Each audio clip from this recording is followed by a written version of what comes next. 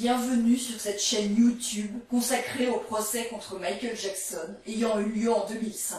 Sur cette chaîne, je résume le procès jour après jour en m'appuyant sur la retranscription du procès venant du tribunal de Santa Maria en Californie. Si vous ne l'avez pas déjà fait, je vous recommande fortement de visionner mes vidéos précédentes afin d'avoir une vision précise du déroulement de ce procès et de prendre connaissance de l'ensemble des informations. Dans la vidéo d'aujourd'hui, je vais résumer le déroulement du procès le 14 avril 2005, 31e jour du procès après la sélection du jury.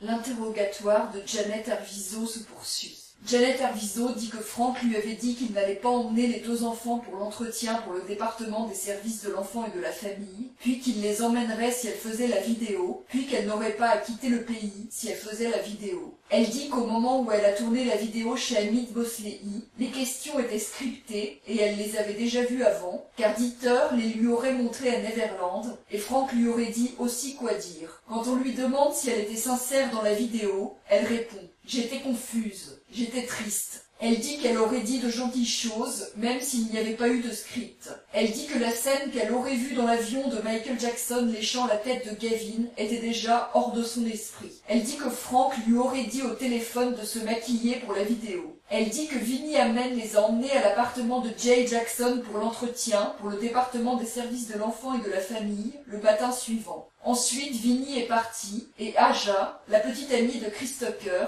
les a rejoints à l'appartement, ainsi qu'Asaf, un employé de la sécurité de Michael Jackson. Elle présente la présence d'Aja comme un compromis qu'elle aurait fait avec Frank.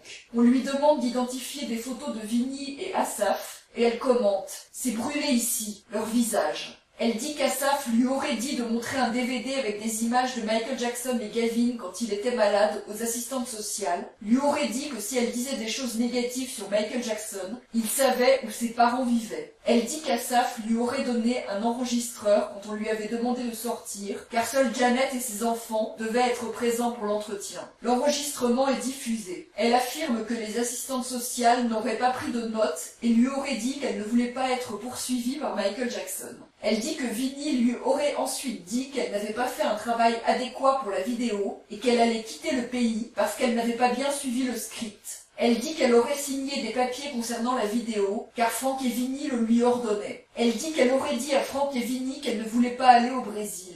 Elle dit que Frank lui aurait dit que ses parents et Jay pouvaient être tués si elle n'allait pas au Brésil. Elle dit que Frank et Vinnie remplaçaient Dieter et Ronald de petit à petit. Elle dit que chaque fois qu'elle allait quelque part, une autre voiture les suivait. Elle dit qu'elle a été emmenée dans la maison de Marc Chaffel pour récupérer les demandes de passeport le 21 février 2003. Elle dit qu'entre le 21 et le 25 février 2003, elle était à Neverland. Elle dit qu'elle restait dans sa maison pour inviter et nie avoir été dans la maison principale pour manger. Elle dit qu'elle est allée à un rendez-vous médical pour Gavin le 25 et que Vinnie était là et attendait dans une pièce à côté du bureau du docteur. Ensuite, elle est allée à The Love Factory et elle dit qu'elle cherchait à voir des gens pour l'aider. Elle y a vu Jamie Masada et Bill Dickerman. Ensuite, entre le 25 février et le 2 mars 2003, ils sont restés à l'hôtel à Calabasas et elle confirme qu'ils ont fait du shopping pendant cette période. Elle dit que Vinnie lui aurait dit que les tueurs étaient arrivés à Neverland et qu'il fallait rester à Calabasas. Elle dit qu'ils étaient constamment surveillés. Elle dit que Frank et Vinnie lui auraient dit que ses appels téléphoniques étaient surveillés et écoutés. Elle dit qu'elle téléphonait à des gens, comme sa mère, Louise Palanker,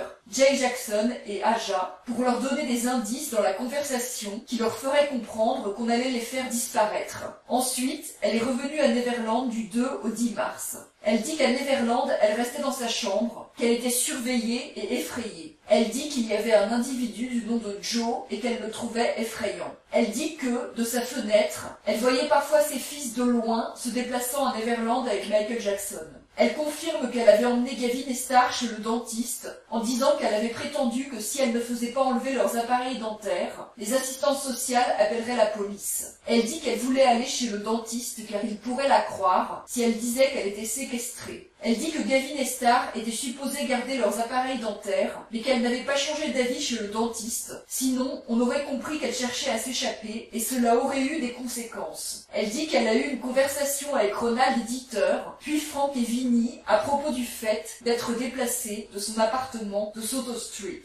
Elle dit qu'elle ne voulait pas quitter cet appartement et qu'elle ne savait pas où avaient été déplacées ses affaires en dehors de l'appartement. Elle confirme qu'elle avait utilisé l'adresse de Jay Jackson pour changer Gavin et Star de collège, car dans leur ancien collège, ils subissaient des pressions pour rejoindre des gangs. Elle confirme que le 10 mars 2003, Gavin avait un rendez-vous médical où il devait emmener un échantillon de son urine. Elle dit que Gavin lui a téléphoné le jour même en lui disant que Michael avait peur parce qu'il avait bu du jus de Jésus, du vin, et que cela serait détecté dans son urine. Elle dit que c'était la première fois qu'elle apprenait que Gavin buvait de l'alcool. Elle dit qu'elle est partie au rendez-vous en voiture avec Gavin et Vinnie et qu'elle a voulu s'arrêter pour aller aux toilettes en chemin et a vu ensuite qu'il n'y avait presque plus d'urine dans la bouteille. Elle dit qu'ensuite, elle a été à l'appartement de Jay Jackson et l'a appelé pour lui donner rendez-vous au salon de beauté. Elle voulait partir avec Jay et dit que Vinnie s'y est opposé et a appelé Frank.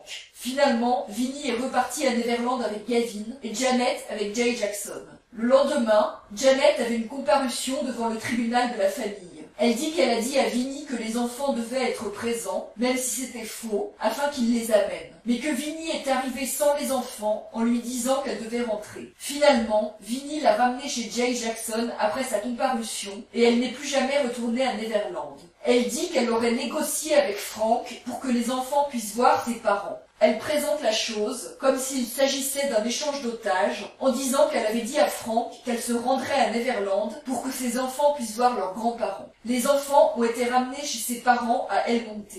Elle dit que Gavin était en colère, criait que Michael l'aimait et qu'il voulait revenir à Neverland, et qu'il a fallu des semaines pour qu'il retrouve un comportement normal. Elle dit qu'elle logeait chez Jay et recevait des appels téléphoniques, et que Frank et Vinnie frappaient à sa porte. Une fois, Johnny a laissé un mot adressé à Gavin et Star, disant qu'il fallait appeler Frank et Vinnie. Elle dit qu'elle était suivie, notamment par Johnny, et que Devlin a vu quelqu'un jeter des pierres devant la maison des grands-parents à El Monte. Ron Zonen cherche à diffuser des vidéos, qui d'après lui ont été saisis dans le bureau de Brad Miller, mais Tom Mesereau proteste en faisant remarquer qu'un titre a été rajouté qui ne faisait pas partie des vidéos originales. Finalement, Ron Zonen dit qu'il diffusera les vidéos originales plus tard, quand il les aura. Janet Arvizo dit que Frank et Vinnie lui avaient dit qu'il y aurait un appartement au Brésil pour elle et ses enfants, où ils seraient sous surveillance avec un système de surveillance préparé par Brad Miller et Mark Schaffel. Elle dit qu'elle ne savait pas que ses affaires de l'appartement de Soto Street avaient été placées en stockage et qu'elle les a récupérées par la suite quand Bill Dickerman a fait des démarches. Elle dit que Bill Dickerman lui a fait rencontrer Larry Feldman, puis Larry Feldman lui a fait rencontrer le Dr Katz. Elle dit qu'au moment où elle a rencontré Larry Feldman, elle ne pensait pas que ses fils avaient pu être agressés sexuellement. Elle dit qu'elle a été informée que Gavin aurait été agressé après que la police a été impliquée. Elle dit que quand elle a récupéré ses affaires en stockage, les lettres envoyées par Michael Jackson à Gavin avaient disparu. Elle dit que Frank et Vinnie lui auraient dit qu'elle aurait une maison et un appartement si elle quittait le pays pour apaiser les tueurs. J'ai ça brûlé dans le cerveau, afin qu'elle puisse aller de l'un à l'autre et que les tueurs ne la trouvent pas. Elle dit qu'elle n'a jamais demandé d'argent à quelqu'un de Neverland et qu'ils ne lui ont pas donné d'argent. Elle affirme qu'elle n'a pas l'intention de déposer de plainte contre Michael Jackson.